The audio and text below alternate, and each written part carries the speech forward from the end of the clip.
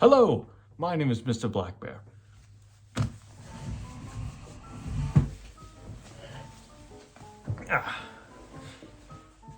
And welcome to another videos. Hello, greetings, boys, girls, ghouls, and fools. And welcome to another doll making video, as usual. And also, I know you're getting a little tired of that corner right there, but don't worry. I'll soon change it up. Do not worry.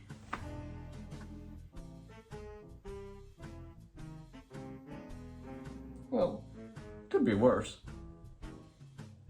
It could be in a dark cave.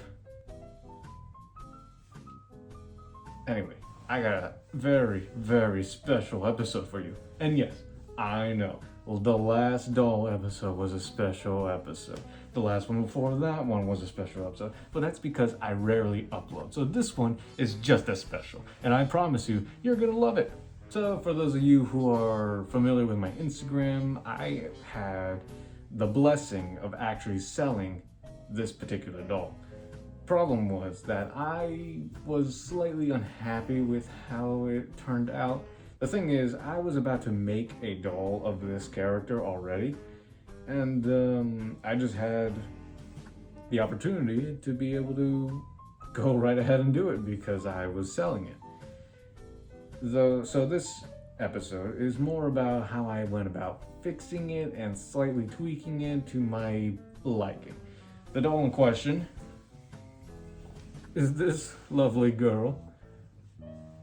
She's probably one of my favorite of my little bunch of characters that you see running around on my Instagram. And I absolutely adore this little creature. And it's definitely a little better than, sadly, the one that I did sell. I just hope that in the future, this is probably the normal rather than the exception, you know? Or how does the saying go? Do you know? Either way, let's try not to dilly-dally on the intro, yada yada. This is the doll I'm gonna be making. And yeah. I hope you really like it, because I do. As per usual, we gotta know what we're using first.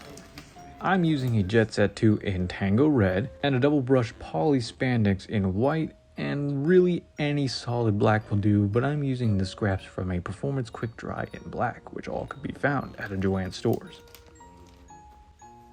And because I sold this doll before, it's going to be a little easier to replicate, so I already have the pattern done. Hopefully I can do my best to explain.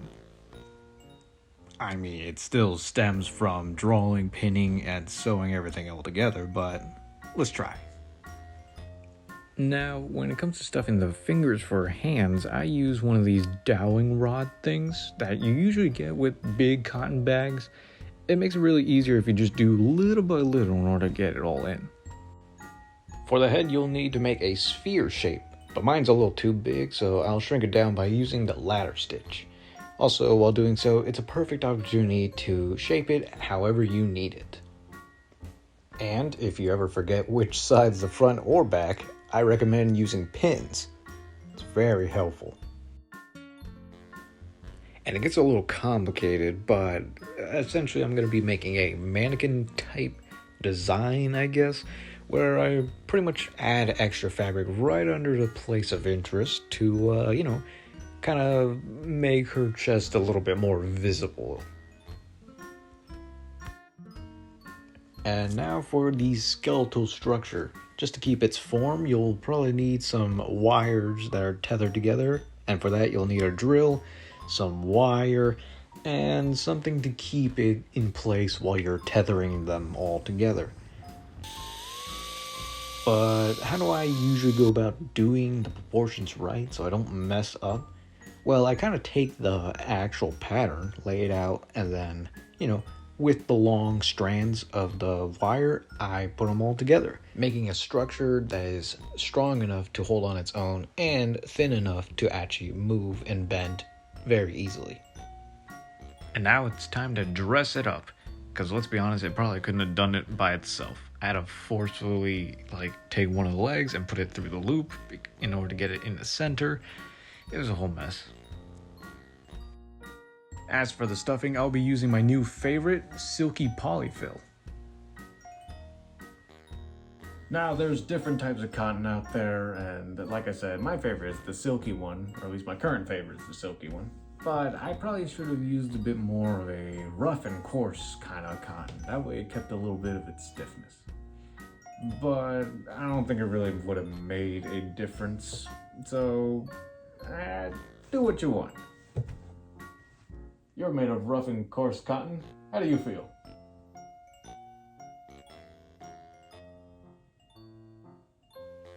So, after it was all done and finished, I didn't like it. The legs, in my opinion, were a little too long for my liking, so I had to fix them. Mainly because the pattern that I was using was kind of Frankenstein together with a few other versions of that same leg pattern that I used before. So I went back and tried to fix it, and I promise you, you're gonna love it. And if perchance I get another order for this particular cupcake doll, it will be the pattern that will ultimately replace it, so it's just better for me in general. And just a quick funny story, while I was making the gloves for Cupcake, I used some illegal maneuvers, constantly lifting up the foot to do the fingers, and sometimes I forget to put the foot down.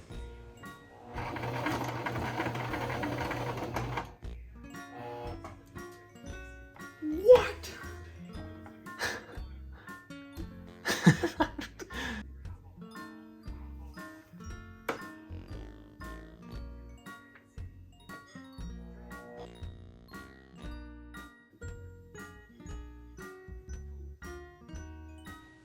And since the legs were the only thing that I was really replacing, the upper half was pretty much ready to go to put her accessories and everything. So I'm gonna put the gloves quick and show you how I made the cupcake hat, the frosting hat. But first, a quick tutorial on how I put the gloves on. First, I sewed the fingertips to the other tips, making sure that the glove is facing the right way, inverted, that way when I flip it inside out, it'll be all good and dandy. I recommend sewing all three of the fingers, that way none of them move, so that way they're snug and in their place when the glove is put on.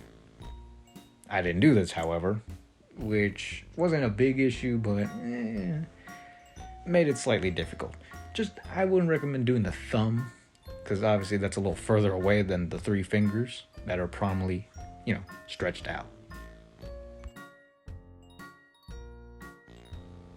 And now it's time to make her little frosting hat, which is pretty easy. All you gotta do is take two lengthy, long pieces of fabric, kind of like bellow it out, kind of like a rhombus or of a sort, and sew it together and stuff it.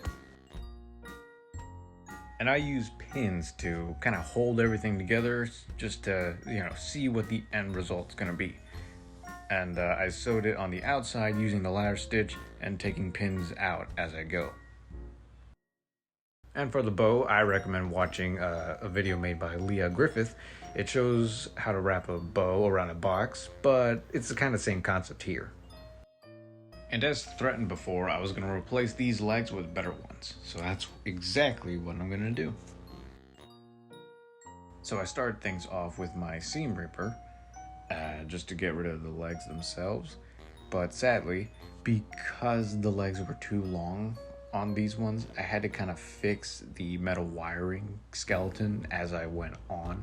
And by this point, the legs are done, so I put on the rest of her articles of clothing.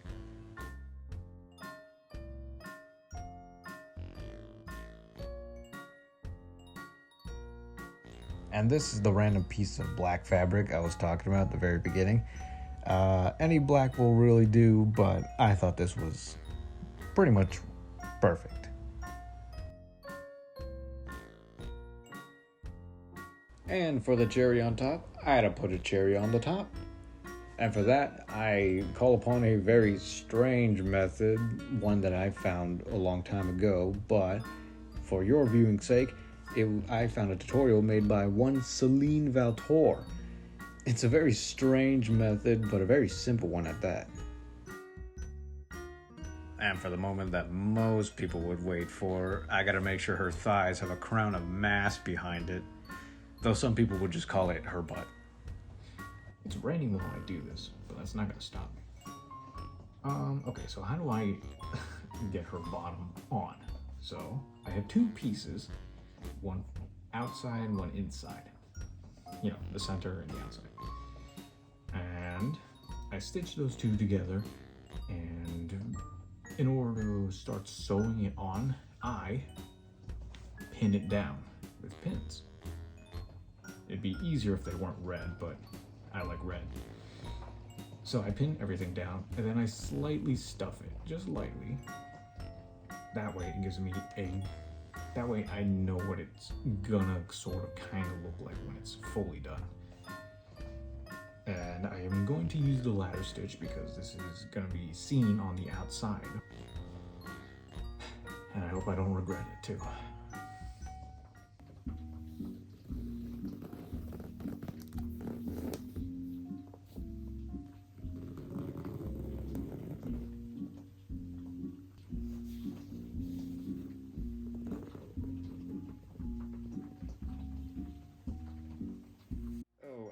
For those who are following along at home, here's a quick butt tutorial, I guess. Depending on how deep or pronounced of a crevice you want, all you gotta do is, once the ladder stitch is done, just give it a little tug. It will be more pronounced. I left it like this. I think this is enough, but you know, go with your preference, and I am not responsible for anything that happens after the video is done, alright? But hey, there she is, our beautiful little cupcake dolly, in all her red velvet glory. And that was the video. I really hope you enjoyed it, because I enjoyed making this creature, and this is honestly probably one of the best ones I made, from drawing to reality, you know, 3D, I don't know. I try to condense it as much as I can, while trying to add a little bit of flavor. If you liked it, you know what to do. Subscribe, like, comment, do all the things you would normally do for everyone else. And as always, my name is Mr.BlackBear. But you already knew that. Take care.